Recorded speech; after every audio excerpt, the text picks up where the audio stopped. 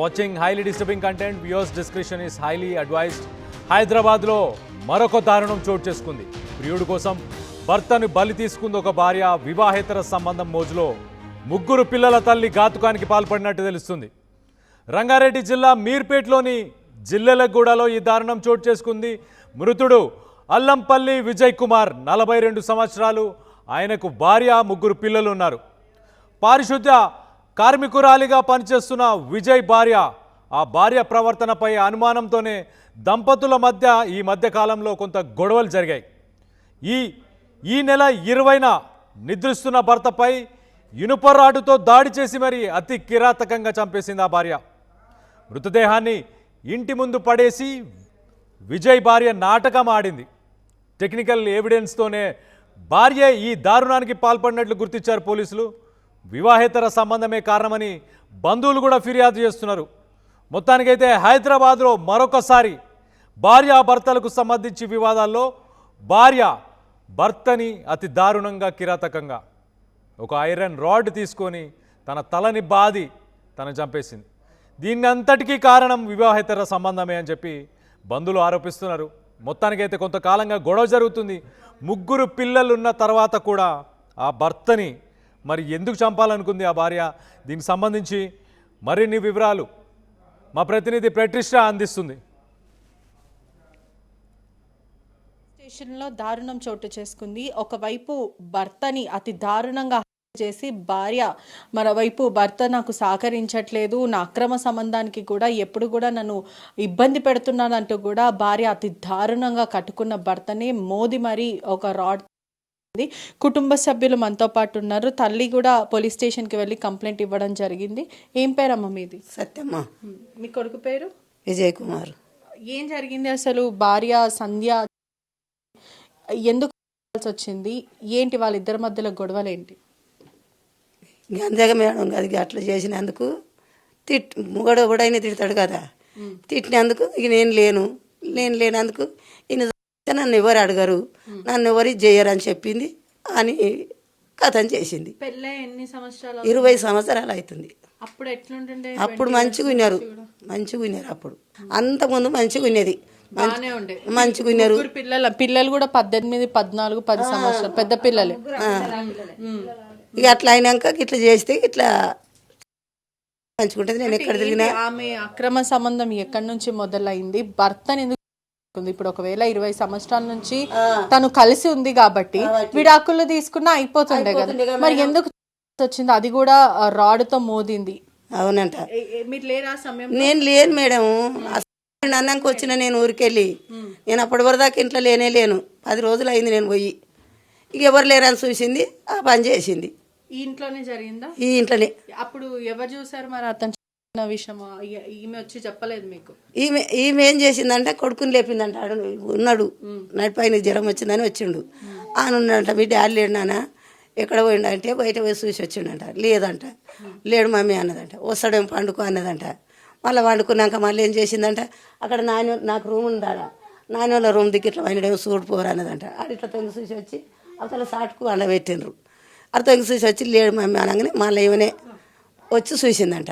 చూసి ఇన్నే ఉండి మీ డాడీ అని చెప్పిందంట కొడుకు. చెప్పంగానే ఆడొచ్చి డాడీ డాడీ డాడీ అని లేపుతుండంట. ఇక లేస్తలేడంట. ఆయనకి భయం అయిందంట. నా చిన్న కొడుకు చెప్పిందంట. పోయి బాబాయ్ ఫోన్ చేసిండంట. బాబాయ్ డాడీ పిలిస్తే వాళ్ళకి తెలియదు, చల్లగా అయిపోయిండు అని చెప్పింది. అప్పటికే వాళ్ళు అనుమానాస్పదం లాగా చిత్రీకరించే ప్రయత్నం చేశారంట. చెప్పలేదా మొదట? ఎవరో అని చెప్పిందా? ఎవరు నేనే అని చెప్తుంది. కొన్ని ఆయనంతలో ఆయనే చెప్పిండు, నాకేం తెలియదు అని చెప్పింది.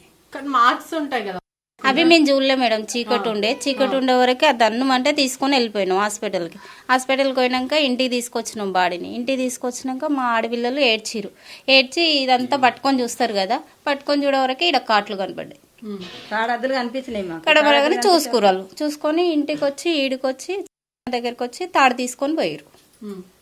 మీకు ఎప్పుడు అనుమానం వచ్చింది పోలీసులకి కంప్లైంట్ ఇవ్వాలి అని? ఇవి చూసినాక అనుమానం వచ్చింది. ఇక్కడ చూసినాక మాకు అనుమానం వచ్చింది.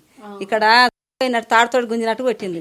కొట్టేవరకల్లా మా తమ్ముడు గొడవలనే మా తమ్మిని ఏమి చేసారు. ఒక్కడ మా తమ్ముడు పోయేటంటే మాకు ఏదైనా చెప్పు, మాకు ఎప్పుడైనా చెప్పు, మా తమ్ముడు గిట్లా జరుగుతుందాక గిట్లా నా పానం గిట్లా ఇసుకింది అక్కాను ఆయనకి పానం ఇసుకలే వాళ్ళు ఆమె చేసింది తాము అనుకుంది కానీ ఈమెది ఎప్పుడు బయటపడింది అక్రమ సంబంధం? భర్త ఎప్పుడు మందలించాడు?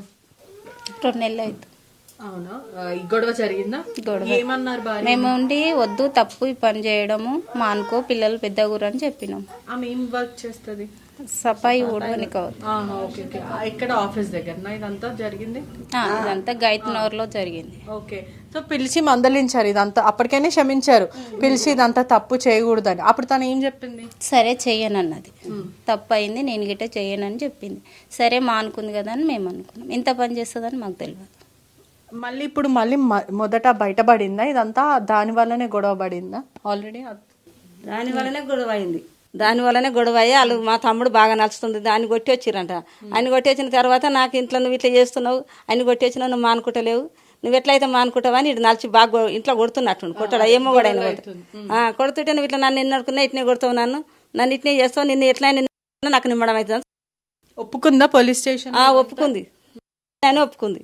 ఏమని మాట్లాడింది మమ్మీ పోలీస్ స్టేషన్ లో? పోలీసు వాళ్ళు ఉండి మమ్మీతో పోయి మాట్లాడుకోరా అంటే మమ్మీని పోయి అడిగినాను, ఎవరు మమ్మీ నీకేమన్నా తెలుసా అంటే నాకేం తెలియదు, నేనే చంపినా, ఇట్లా టార్చర్ చేస్తున్నాను నేను అని చెప్పి మమ్మీ అంటే ఇట్లా డాడీ ఉండి ఇట్లా చున్నీతో పెట్టుకొని ఇట్లా అన్నాడంట డాడీ. మమ్మీ ఉండి ఏమన్నది నేను అని చెప్పి మమ్మీ ఇట్లా పెట్టి ఇట్లా గుంజేసింది అని చెప్పింది మమ్మీ నాకు అట్లా పోలీస్ స్టేషన్లో. మీరు అడగలేరా మరి ఎందుకు అట్లా చేయాల్సి వచ్చింది? మమ్మీ తప్పు కదా అని అడగలే? అంత టైం ఇవ్వలేదు మాకు, పోలీసు వాళ్ళు పిలిచారు. ఎప్పుడు తరచూ గొడవలే జరుగుతున్నాయినా? ఇప్పుడు కొత్తగా జరుగుతున్నాయా లేకపోతే ప్రీవియస్లీ మమ్మీ బాగానే ఉందేనా? మంచిగానే ఉన్నాయి కానీ కొత్తగా జరుగుతున్నాయి ఇవన్నీ అసలు మాకు తెలియదు. మేము హాస్టల్ ఎప్పుడని చెప్పానా? ఏం చెప్పలే మాకు. అదే షేర్ కూడా చేసుకోలేడు వాళ్ళ డాడీ. ఎందుకు పిల్లల మనసు నొప్పించాలి? పిల్లల గురించి నేను భర్తగా నేను నా సంసారం ఆగం చేసుకున్నాను, పిల్లల గురించి పిల్లలకి చెప్పాలి. అంటే దీంట్లో గమనించాల్సిన విషయం ఏంటంటే గత 20 ఏళ్ళ నుంచి కూడా అతని భర్తతోనే కాపురం చేసేది. అంతా కూడా బాగున్న సమయంలో గత 2 నెలల నుంచి ఇదంతా కూడా బయటపడింది. అంటే ఒక అక్రమ సంబంధం కూడా ఒక కుటుంబాన్ని చెల్లా చెదరం చేస్తుంది అనే దానికి కూడా ఇది నిజస్వరూపం. అదే కాకుండా ఈ స్టోరీని కూడా ఇటువంటి కథనాలు మిమ్మల్ని కలవరపరచడానికి అస్సలకే కాదు, ఆర్టీవీ ఎప్పటికప్పుడు మిమ్మల్ని అప్రమత్తం చేయడానికి. మరోవైపు ఇటువంటి స్టోరీస్లలో ఖచ్చితంగా కుటుంబం కలహాలు అనేవి ఎక్కడైనా జరుగుతాయి, కానీ ఇటువంటివి భార్యను భర్త ఈ మధ్యకాలంలో ట్రెండింగ్ గా మారింది. మరోవైపు పెళ్లిళ్ళు చేసుకోవాలంటే కూడా వెన్నులో వణుకు పుడుతున్న పరిస్థితి అయితే కనిపిస్తున్నాయి. కెమెరామెన్ వేణుతో పెట్రిషా రిపోర్టింగ్, RTV హైదరాబాద్.